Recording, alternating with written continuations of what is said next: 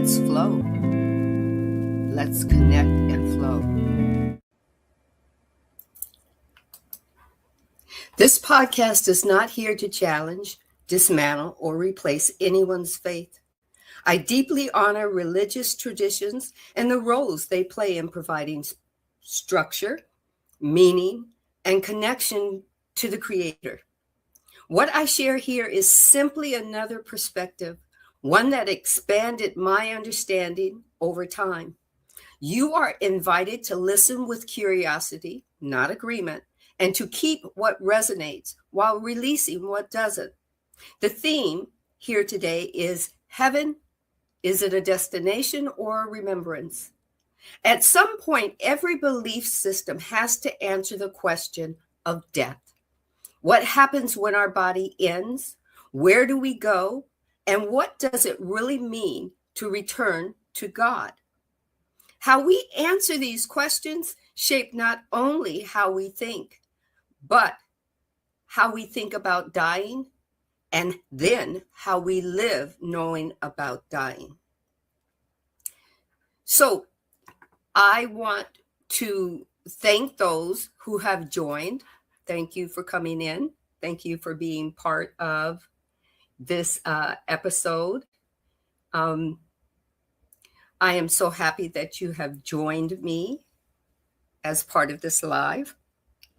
Like I said, is heaven a destination or a remembrance? And for me as a child, it has always been a destination. It has always been someplace I've been told I'm going to go when I die or after I die. And that then God will judge me. And then I'll know if I can enter heaven or if I'm going to be sent to hell. Now, this was my origin story. That's what we've been talking about, our soul, based on an origin story of Adam and Eve and death and hell, or death and heaven, or our basic principles or origin story of sovereignty, that we come in knowing what we want to achieve in this life as a goal, as a plan. We are only asleep for a very little time before our soul comes online and recalls what it chose to do and why it chose to come into this physical body and have this experience. It took me quite a while to move from the orientation of death, heaven, and returning to God as you're proving yourself consistently while in your human state, and then you still have to prove yourself in your spiritual state. Okay, so for me, I thought this was an appropriate title. The theme being, is heaven a destination or a remembrance or a recalling? At some point, we all have to deal with the question of death. Okay, what happens to the body when it ends? Where do we go? And what does it really mean to return to God or the Creator? Okay. So let's start with heaven as a reward in the traditional view. So in my traditional Baptist framework, heaven is something that's granted after death, like I just said, based on belief and faith and righteousness. Life is the preparation, and death is the moment when the soul is judged. Okay, did you hear me? The soul is judged, not the human being. Once we leave this, as they say in Baptist or Methodist or religiosity jargon, when the mortal coil is shed, right? I mean, and this was part of every question that I've ever asked since I was, I don't know, since I could talk, 3, 4. What for? Why? Why did you say that? That doesn't sound right. Okay. So life is the preparation, and death is the moment that the soul is judged. God is encountered only then, after we've proved our life, not during. That's the way I learned it. Take what resonates, leave what doesn't. We are not here to judge, and I am not going to argue with you, a right or a wrong. Because why? There are infinite possibilities of how we can see our journey, how we can feel our journey, how we can speak our journey, how we can rewrite our journey in the next now moment, right? There's infinite possibilities for me, so I'm not going to argue it with you. This is just how I've been breaking it down, and it has make sense for me. And if it makes sense for you, okay. All right. Heaven is described as a place of, it's separate, and it's eternal, and it's earned. That's what I grew up believing. That's what I was taught. I don't care if they go back and say, well, we didn't quite say that. Yeah, for me, that's what I took from it. Right? Okay. So heaven is described as a place. It's a place you're going to go. It's separate, it's eternal, it's earned through the right relationship with God. Okay? That's what I grew up with. This belief offers comfort and hope. When I was growing up, I hoped that God will see me as righteous, and I'll be able to live in the kingdom of heaven, in the new Eden. And I'm going to have to work and toil hard so God can see that, the God outside of me. Okay?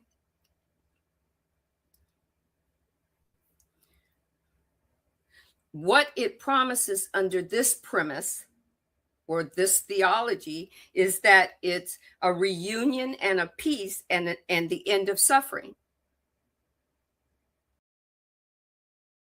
And for many people, it brings reassurance in the face of loss. When they're losing their loved ones, this is reassurance that you're going to see them in the by and by. And this makes it so that you have to work even harder, because you know those people that left you, they were worthy, and they're going to be in heaven. Right? I'm going to tell you, when my mom passed, I still had some of that residual perspective playing in a loop. Right? At the same time, it can create kind of like a fear. It did. Will I ever be perfect in the eyes of God? Every time I make a mistake, will God hold that against me? And then you have other people telling you what God thinks, or what God's perception of you is. Because God can't talk to you directly. It's got to go through a filter, the minister, the deacon, the pastor's wife, the sister, the priest. Right?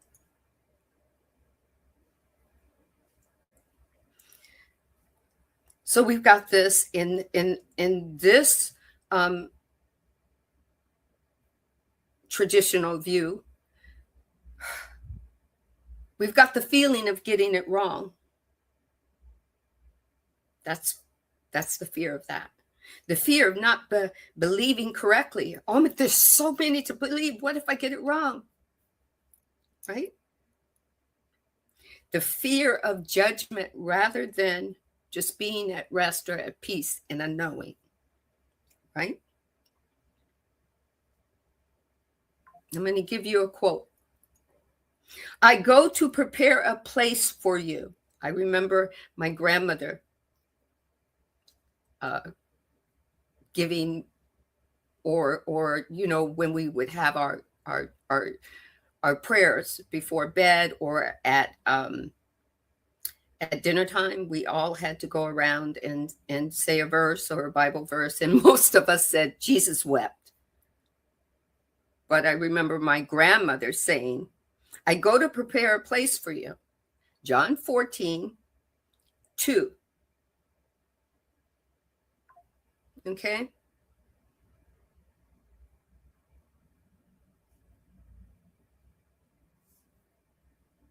So with this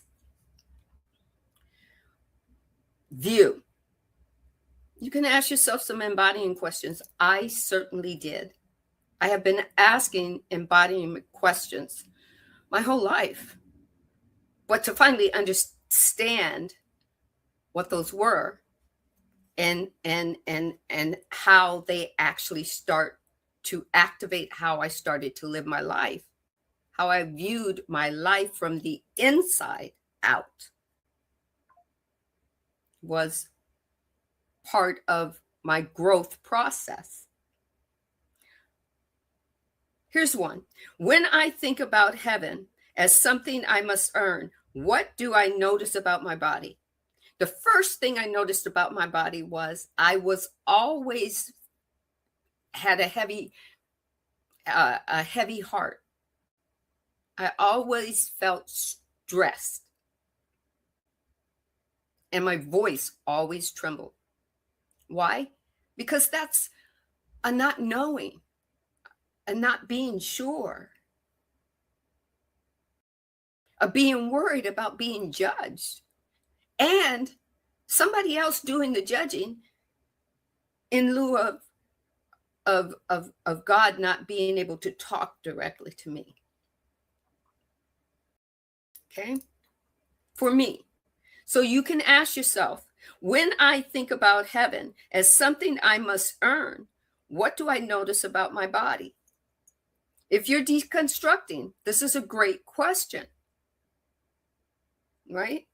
If you're deconstructing while you're sitting on the bench pews, listening to the reverend or the pastor or the minister or the priest or whatnot, you can ask this question internally as you're listening to the information that's being given. What is my body feeling? What am I noticing about my body as this information is being received in? I had to ask, does this belief, when I was doing the born again Christian route, does this belief create peace for me, pressure, or is it creating both? And am I confused? And my answer to that question was yes, I am confused, because this doesn't feel like how I believe the Creator wants me to move. The things that were coming out of my throat chakra, and I didn't know it was called a throat chakra then, was not feeling glorious, right? I felt like I was restricting people with other jargon that I was learning from my non-denominational church, right? Here's another question that you can ask yourself, an embodying question. How did I first learn what heaven was supposed to be? I first learned it when I was in Sunday school. It wasn't something my mom taught me. Matter of fact, my mom made some corrections on her own. Right? The deeper, the more I asked an embodying question, and again, I didn't know it was an embodying question. I just was an annoying child that asked a lot of questions, but my mother never took it as annoying. I gave her an opportunity to give me more information. I just told you how I learned that. How did you learn it? What emotions come up when you think about being judged after death? Because I thought my mind was going to still be present after death. I didn't think of it as the soul getting judged. And why would the soul want it? Here's my next question. Why would the soul want to judge? Because the soul is part of the creator or God. Why would God want to judge itself? I kept asking that question a long time and being pushed to the side, and my mother being told I'm annoying and she should figure out how to shut me up because I'm disrupting Sunday school. Okay. Now, I'm not making this out that religion is bad. Everyone has to start somewhere. And there is something for everyone. And I believe that the divine will seek itself everywhere, including religion. You just have to, the divine gives you choice.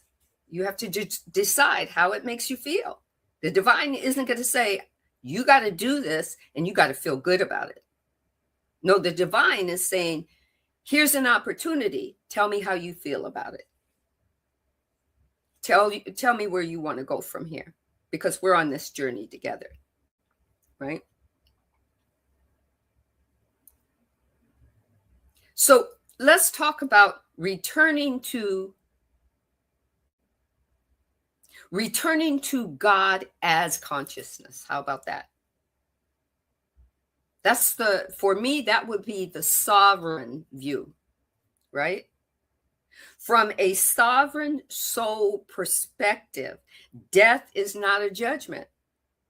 It's a transition.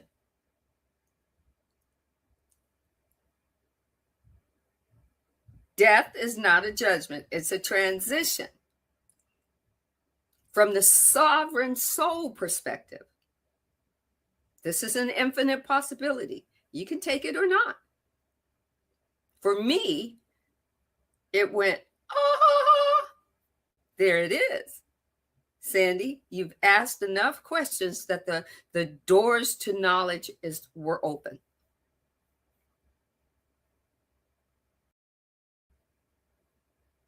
And I would hear that word, but it would be in fantasies and fantasy movies and whatnot. But I never thought about it being a view of the creator from the sovereign state. And when I saw it as the soul releasing the body, right? The soul releasing the body, that it naturally returns back to itself, the creator. It returns back to God consciousness and releases my body.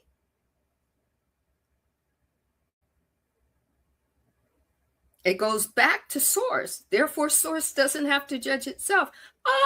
That made sense to me. But it doesn't have to be the end all be all for everybody else. That's just how it worked for me. That's just what made sense for me. Right? These are infinite possibilities. These are not right and wrong. These are not up for debate. I am not putting you in front of the class and telling one person to take one position and another person to take another position and then debate. Now, if that's something you want to do, there are many, many, many other platforms to do that on. There are a lot of people that want to debate. And guess what? That's an infinite possibility that the Creator is seeking itself as, right? So the soul releases the body and naturally returns back to God consciousness or source consciousness, where it traveled from vibrationally in the first place. Oh, makes sense to me.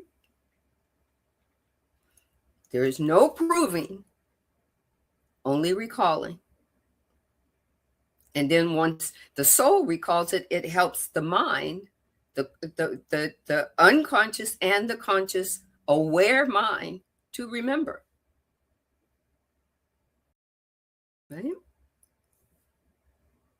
So in this understanding, the Creator or God is not waiting for the end of life. The Creator or God is having or being in these life situations with you from the inside out. Right? All that means is that we are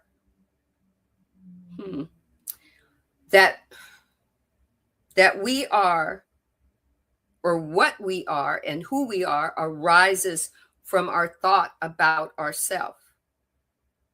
We're going to ask these embodying questions, and then those open doors or those windows of information about ourselves, who we truly are, our higher self starts to trickle down the information. It's like opening a window while it's raining and all the raindrops trickle in, right? The Buddha said, all that we are arises with our thoughts. With our thoughts, we make the world. Basically, before we see it, we make it. We make it, then we make it, then we receive it. We're the creator. So heaven is going to be whatever we choose it to be. Some people want to choose that it's a place or a destination that you go.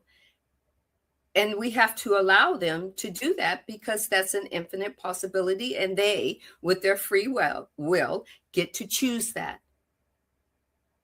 And then all we get to say is let it be so and keep on our journey. Right?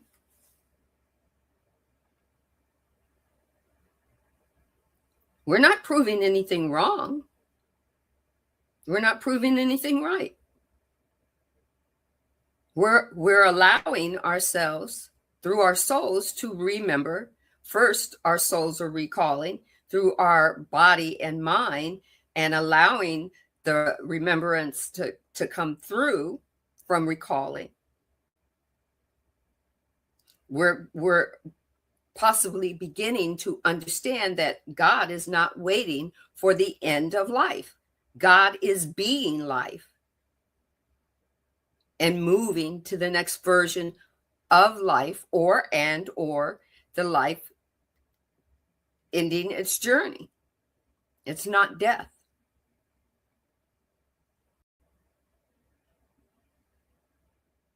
Let's put it a better way.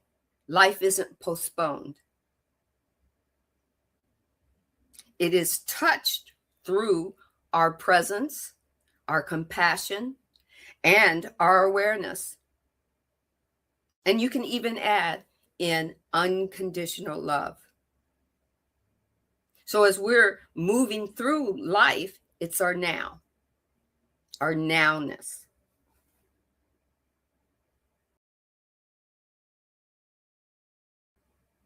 We get to interact with the Creator in our nowness. We don't have to wait for death to have an active life and make choices. And if we make them wrong, we get to go, oh, I didn't like the way that felt. let me try something else, or let me just let that go and let's move on to another part of the journey. How does that make my body feel? For me, I could rest in peace. I could actually experience peace. I could experience joy. I could experience that God is within me, and I don't have to figure out if I'm good enough to be with the divine, because the divine is already within me. The divine is not just helping me make choices. It's being part of me as I'm making my life choices. For me, there are these are just two parts of an origin story. There are many origin stories that have many different ways of dealing with death. I have not embarked on learning them all yet.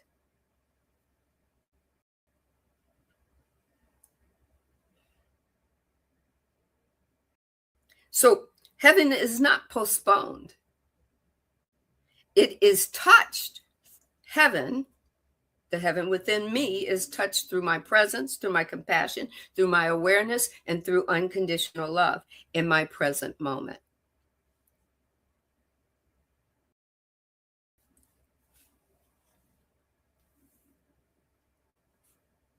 Right?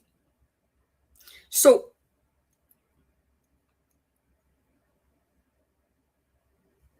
hold on just a second. There we go. Okay. You can ask yourself, how does my body respond to this idea of returning through the body rather than being judged after before returning, before merging? How do I feel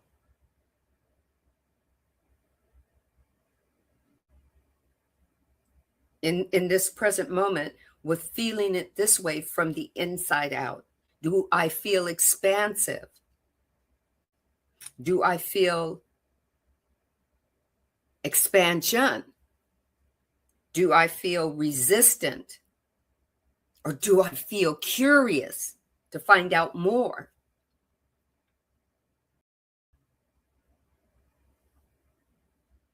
Do I feel like I could explore my soul more?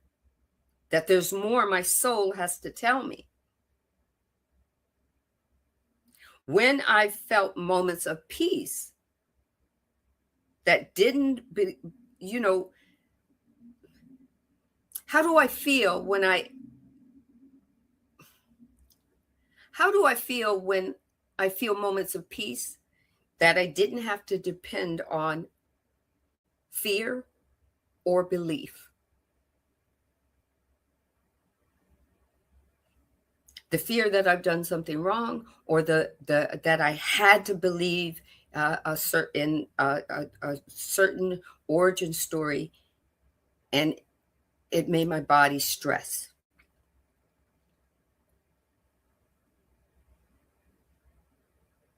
What does remembering feel like for me? Does it give you peace? Does it allow you vibrational harmony or resonance? Or does remembering make you fear? Because sometimes your soul tries to remember or recall, and your egoic mind, that unconscious mind that doesn't understand what you're trying to think or what your higher self is trying to share, will make it fearful.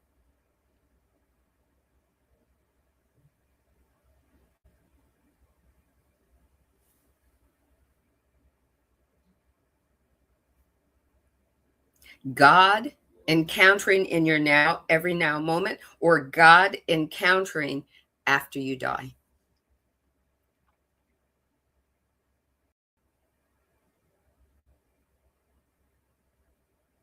I remember a lot my grandmother reading the Bible when she wanted to make us understand some of the things that we did wrong before she called us bad kids.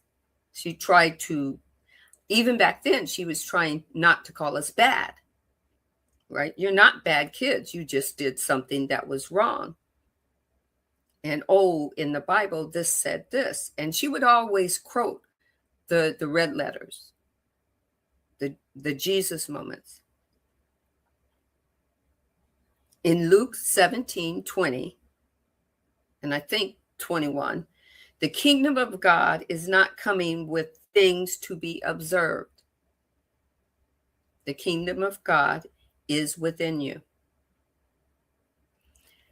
And that made me go, well, then I'm not looking outside of myself towards outside of something for God. God's not going to judge me out there. What did she say that to me for? Because that's the first thought that I had that kept looping as a question. I think it's Luke 17:20 and 21. Check it out. Look at it for yourself. If you're into the red letter Jesus volume. Okay. It kind of, to me, it suggested that heaven is not only in the future, that it's a now thing and it's within me. It's internal.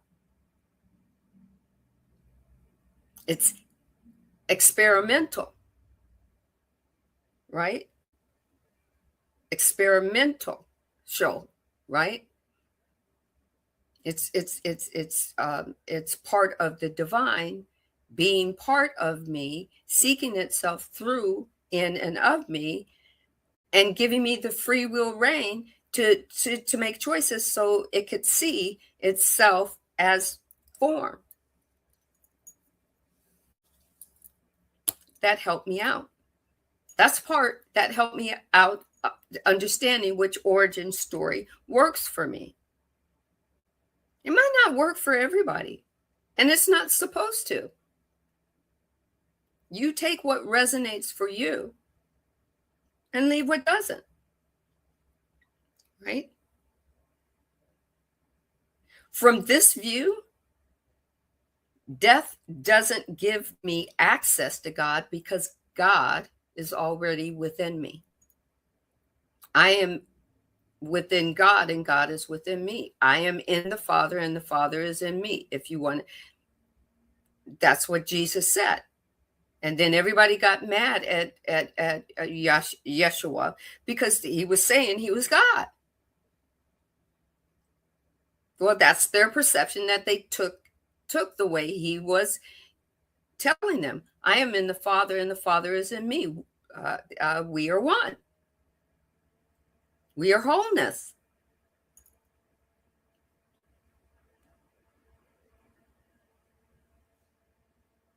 To me, that removed the veil of what we thought about God being separate from us. That we didn't need someone to speak for God to us, and we didn't need someone to speak for us to God. That's what it did for me. But it's okay if other people aren't there. I can't go damn them. That's not my job. That's not what I was called here for. And I finally figured that out. And that's part of growth and expansion. What? For me. I can only judge me so that or not judge me, but I can only discern me so that all my fingers are pointing back to me and none are pointing to anyone else. Right? All right.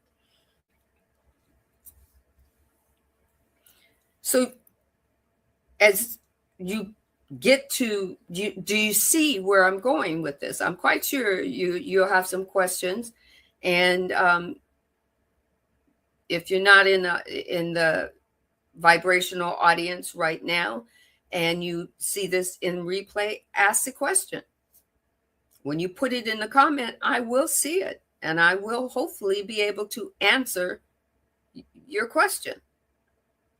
But only you will be able to take it for your highest and greatest good and make it what you need to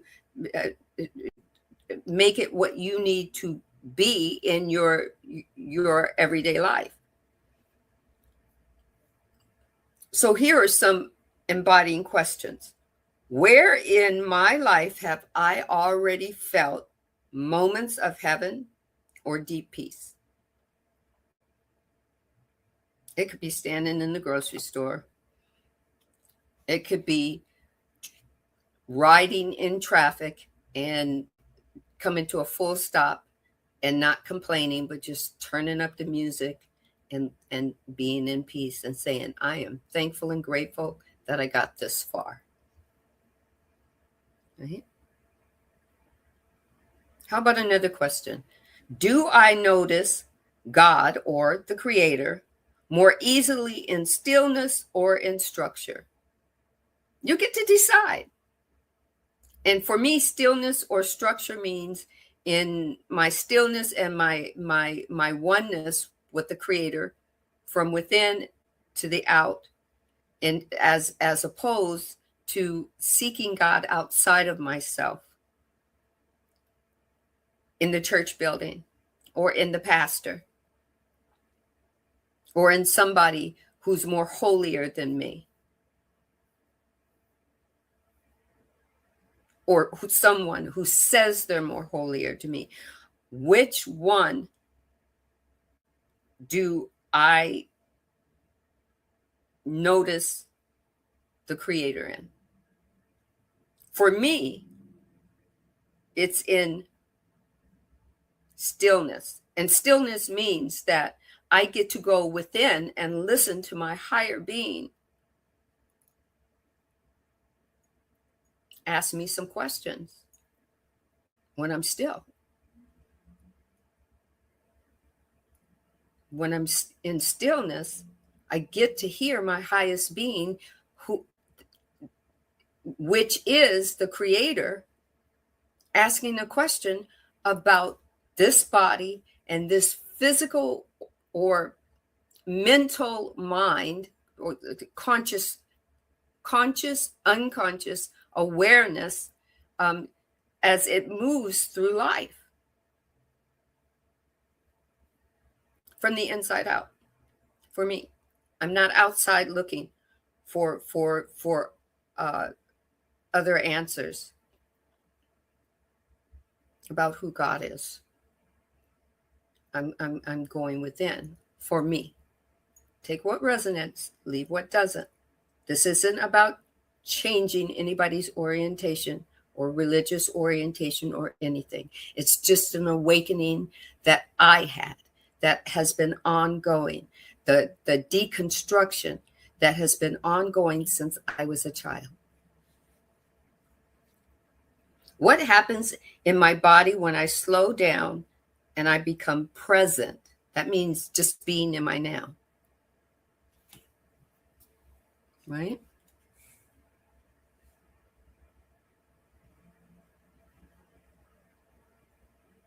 Those are embodying questions.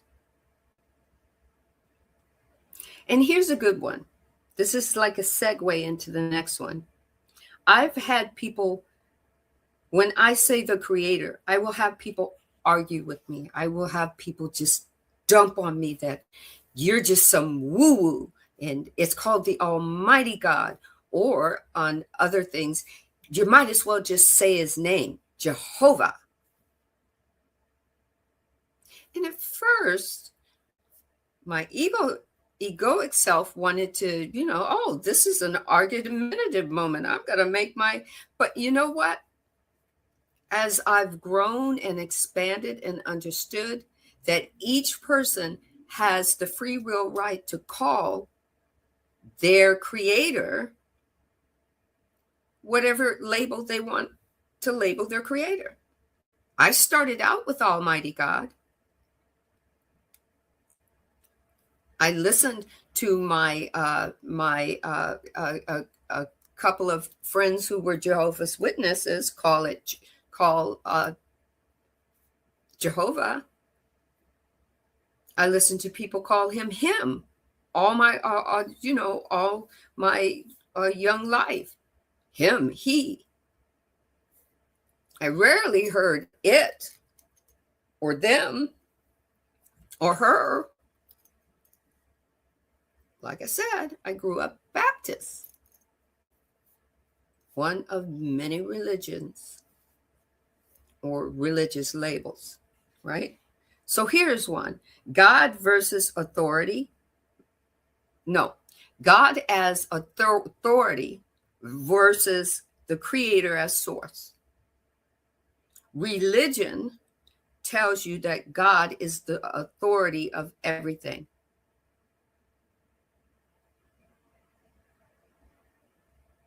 In spirituality, I found out that the creator is source of everything.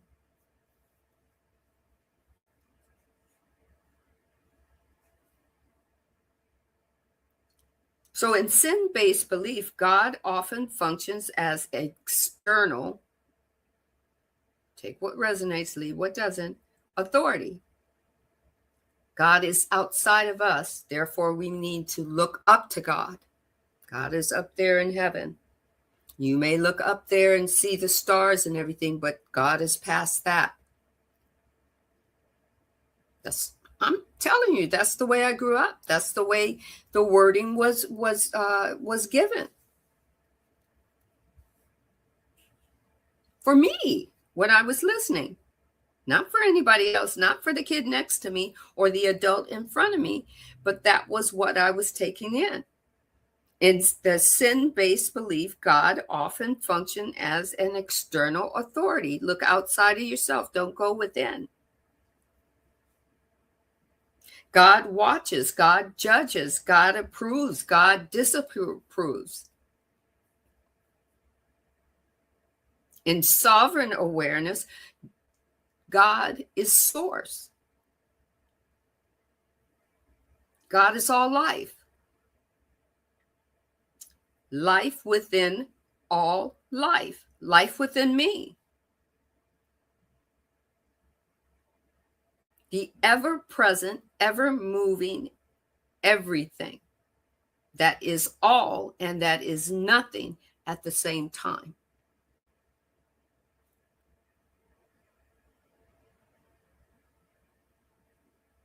My mother used to quote this from the Bible in the red letter, right? I think it was John 10:30 or something like that. Go look it up. John 10:29 or John 10:30, and it said, "I and the Father are one." And he was told he was blaspheming God. He was calling himself God.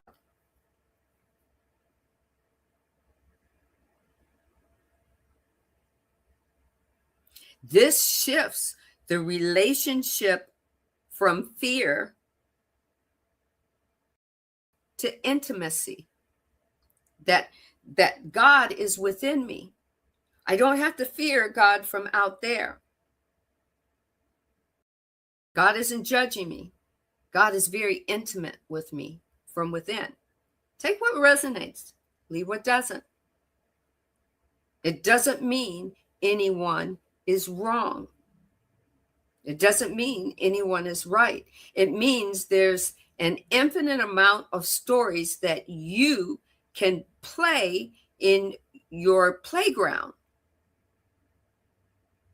The playground is just that infinitely big. It's huge. I mean, mega huge. Mega huge. So huge it could blow you away into another galaxy. Right?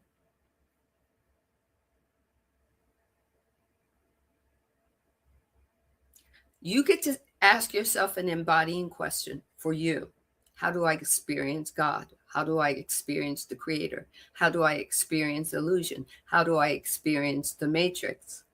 Whatever your label is. How does my body respond to how I experience to this authority or this intimate connection? Whether you're experiencing as authority from the God from outside to inside, or the intimate connection from within to everything that's expansive outside that you are interacting with. How does my body, you get to say that, how do I respond? And you start to, for me, I started to become aware of it everywhere I went.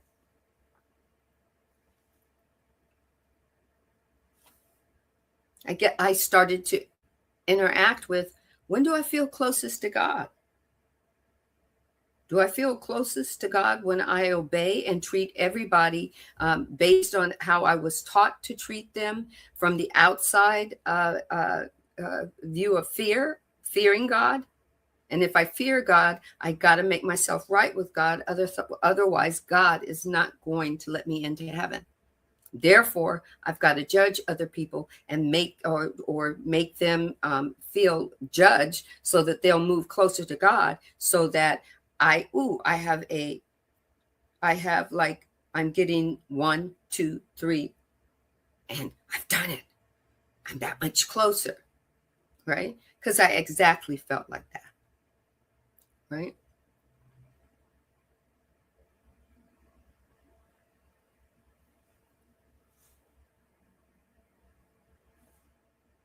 What happens when I imagine God as a relationship instead of a ruler?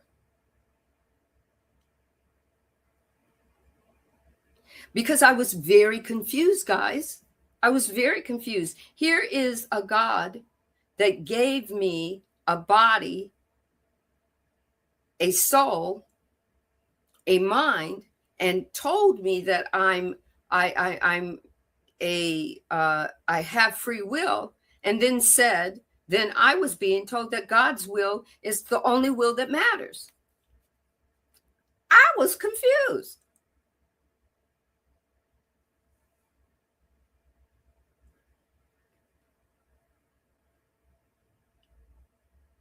What changes when I imagine God as a relationship instead of a ruler?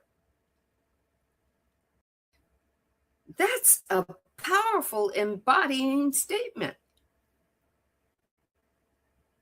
What changes about death?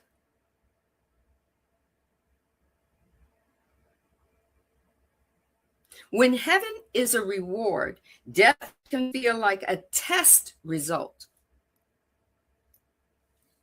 And haven't you heard it enough from Christians? I heard it pretty much my whole life. Oh, that's a test. God was testing you. God is testing you. You're going through that. Oh, God is testing you. God is testing you.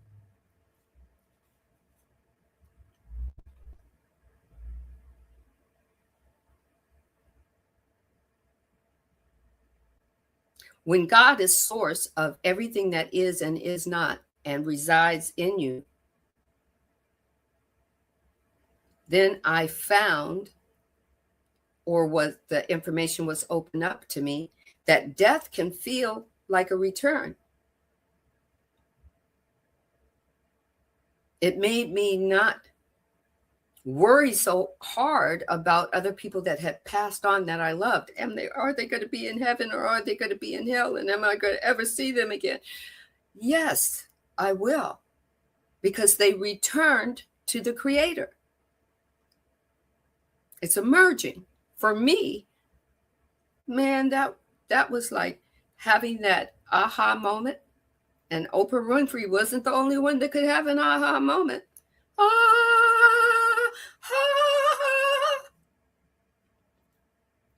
It softened my fear until actually it started to leave me.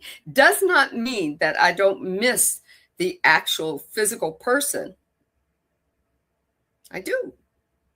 I miss the physicality, but I'm not worried about the soul and where that soul went to. It merged back and became the divine again. Right?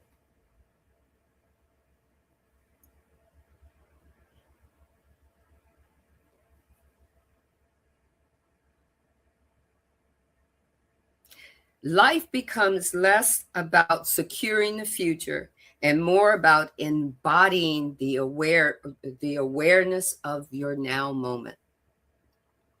It's less about being worried about whether you're going to make it into heaven or you're going to be pushed into hell.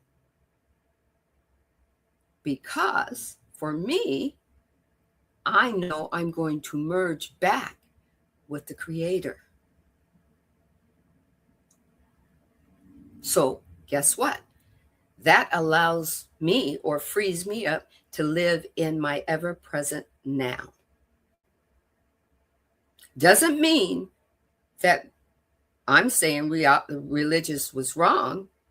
It just, as I was moving and for a lack of any better word, deconstructing as a child and asking these embodying questions and becoming more present in my now, these answers helped me to understand all of the perceptions of the origin story that I was taught that wasn't for my highest and greatest good. So that when I thought about death, I didn't feel a tightening for me. I felt a softening. Because there are a couple, more than a couple of actors that have passed on that I really not only love the way they act, but I have noticed throughout their lifespan of being a good person. Maybe I wasn't their best friend, but listening to them talk and talk about experiencing life made me feel close to them. I'm going to miss them. But I know that version of them that is soul merging back with the divine, it's okay. I can watch their bodies of work, but yes, I'll miss how they engaged with the public, and you could see their heart space, their chakra, right? I didn't feel a tightening. I felt a softening. You get to ask yourself, how does my belief about death influence how I fully live? Are you living based on your fear that you'll be judged, and therefore that you're always seeing all the negative or the wrong things that you do? You don't see the glorious moments of yourself. But that's a question you can ask for yourself. I certainly can't answer it for you. I can answer it for myself. I did. That's the only way I could move on. And some of those moments were, I'm not going to say they were easy. I don't think life was ever meant to be easy. I just think life was meant to be lived. Right? How does your belief influence, or how does your belief about death influence how you fully live? I think that's such a fair question for you. It was, for me, it wasn't easy getting to the answer to actually, right? For me, it was allowing myself to deconstruct from a premise or a belief that was given to me when I was a kid going to church. Like every other kid in the 60s, every other young adult where I was in the 70s, right? Being this annoying little kid that asked all these questions that made the pastor or the pastor's wife or the deacon or even the church nurses want to run the other way, right?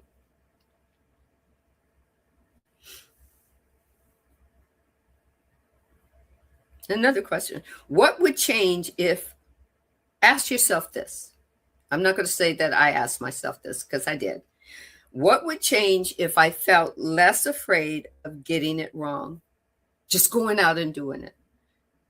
Not having to get it right so that God sees the best in you. Just going out and doing it. What would change if you felt less afraid of getting it wrong? Even making the choice of, what's the next church you go to? Do I deconstruct? Do I open myself up to being or learning more about the universe? Or learning about other information that is not strictly in the Bible? Reading a book. I had to open myself up. That isn't where, that's the start of my library for me. There are other people who have rows and rows and rows of books. But that's the start for me, to open up and say, do I dare to read another book? It doesn't take me away from God, because God is already, for me, God or source or illusion or matrix is already built in me.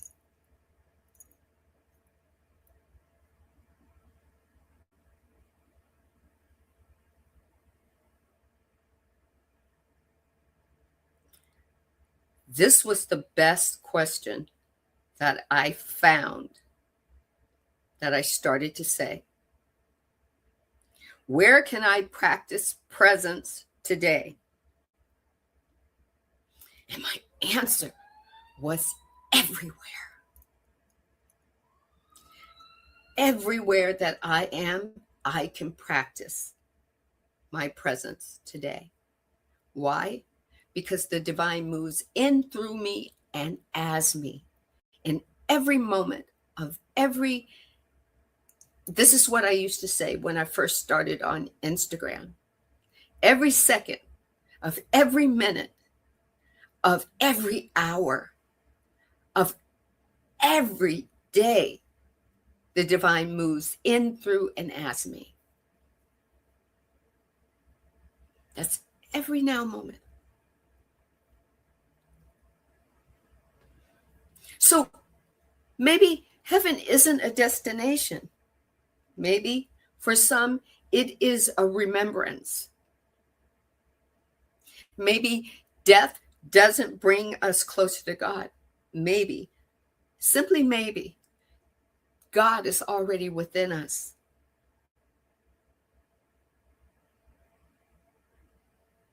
God simply moves what made us, simply moves through what made us forget. And now we're recalling that we were never separated. We were never separated. We just forgot for a moment.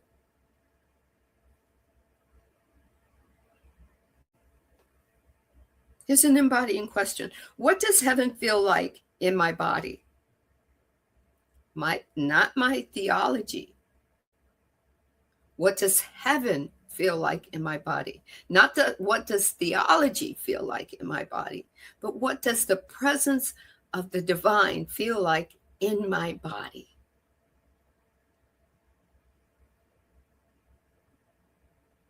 Where am I being invited to soften instead of striving? Where do you feel it?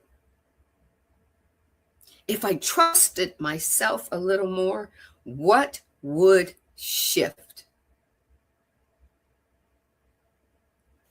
If I trusted myself a little more, what would shift? Thank you for joining me for this episode. Episode 3. I hope exploring this just a little bit. And this is just two different aspects.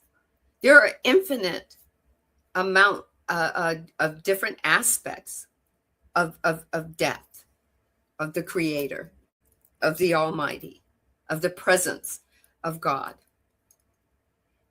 Different information coming from different each person that has seeked the information, wrote it down and put it in books or put it in scrolls, right?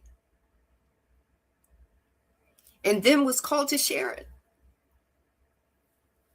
They were called to share. They were called to have a moment and share it with you. Doesn't mean that it has to be your belief. Doesn't mean that it has to be your origin story. Doesn't mean that any of that has to change. It's just a little bit of information given to you. Take what resonates. Take what little bits and pieces resonate, and then leave yourself open for something else to resonate for you from somewhere else. That's why I'm always and will forever be saying, take what resonates and leave what doesn't. This is called learning. This is called growth. This is called expansion. And then it moves into you having that moment where you evolve. And then you wash, rinse, and repeat. That's called life. So thank you for joining me. Soul Awakening podcast series, Sovereign by Design, Exploration of Your Soul. I will see you next Monday for episode 4, Awakening is Remembering. Everyone, have a beautiful Monday evening, no matter where you are. Thank you.